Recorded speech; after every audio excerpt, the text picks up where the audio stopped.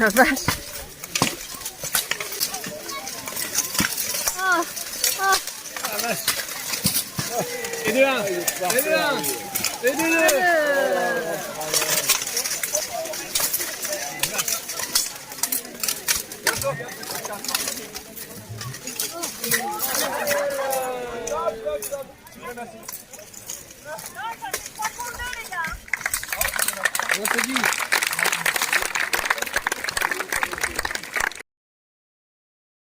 Alors les origines de la fauconnerie, elles remontent à près de 4000 ans. Elle a touché tous les continents et pratiquement toutes les civilisations. Alors voyez messieurs dames, avec le vent aujourd'hui, on va avec Simon changer de place assez régulièrement car il faut savoir que les oiseaux, eh bien ils volent toujours avec le vent de face. Pour faciliter le travail et vous les présenter au mieux, nous allons à chaque fois nous adapter dans ce sens.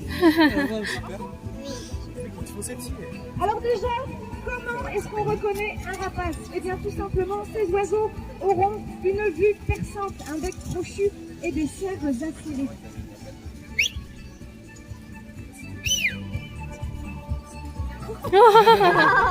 Alors cet oiseau, la buse de Harris, elle va avoir la particularité de vivre et de chasser en groupe, à la façon du loup. Alors ces oiseaux, ils vont essayer de battre un minimum des ailes pour prendre de la hauteur, afin de surveiller le territoire et de chasser. Oui, il est gros. 2 mètres 20, comme je vous le disais, et portent fièrement tête et queue blanche, ce qui est un signe de maturité sexuelle chez ces oiseaux. Car ces oiseaux, comme je vous le disais, sont piscivores.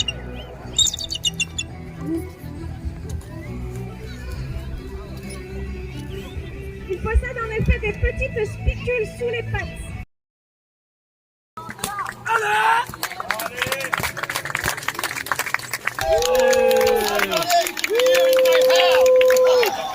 Bonjour les froggies. Bonjour.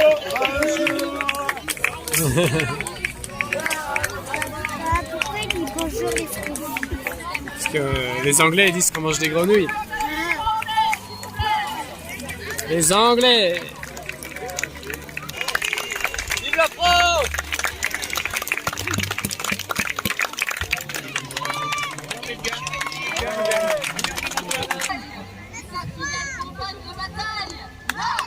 Merci encore de la feuille.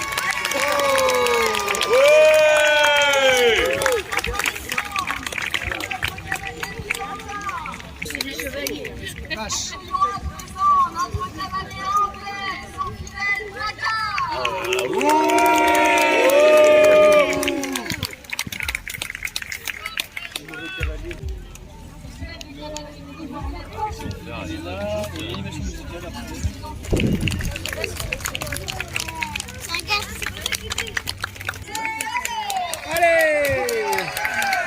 Ah, c'est baston là, d'accord. Là, c'est la bagarre. Ah, mais le templier, il est. Ça nous fait faire en 3 secondes. Il n'a pas peur le caméraman. Voilà, il est entre deux feux là.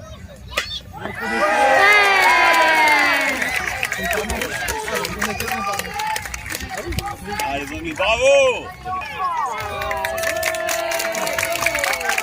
Bravo! Il n'a rien fait. Il joue tout le pas là.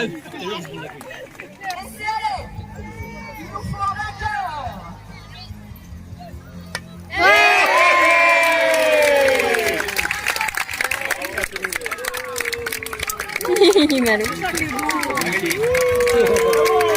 Bravo! Il les a tous dégommés. Excusez-moi. Vas-y, toi.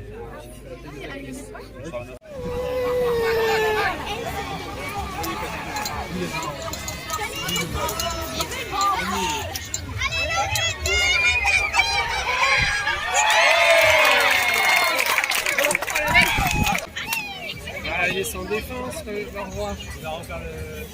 Alors, reine. Oh, c'est timide. Bon, c'est chaud, c'est chaud, c'est chaud.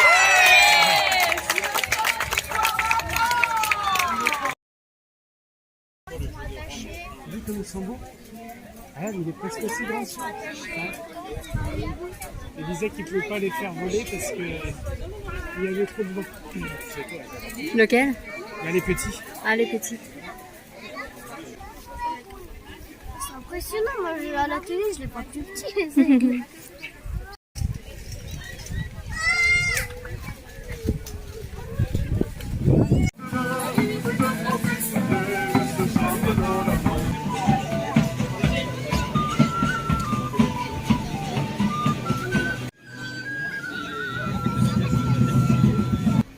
Mais ils vont avoir des grosses armures et plusieurs épaisseurs pour faire pas mal de...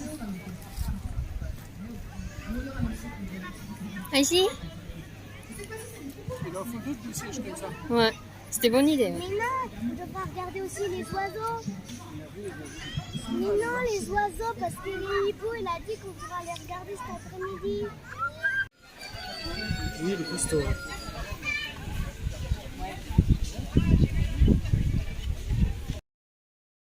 Nos chevaliers sont face à face de part et d'autre d'une liste et doivent, parce que la joute, déjà à l'époque, c'est bel et bien un sport.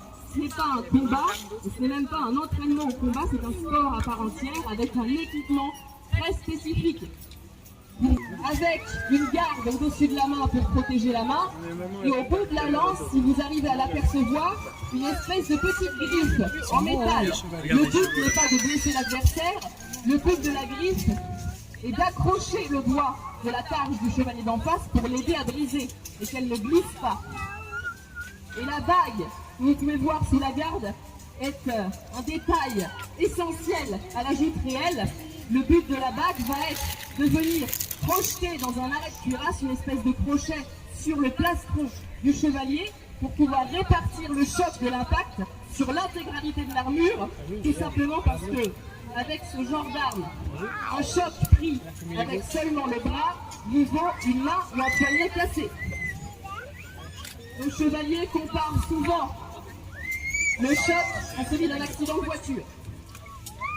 Je pense qu'on va pouvoir. Il est l'actuel champion du monde de la joute en lance réelle. Je vous demande d'acclamer Messire Mickaël.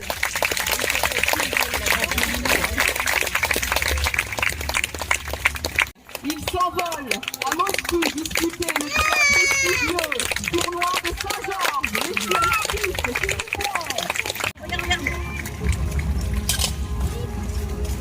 Oh!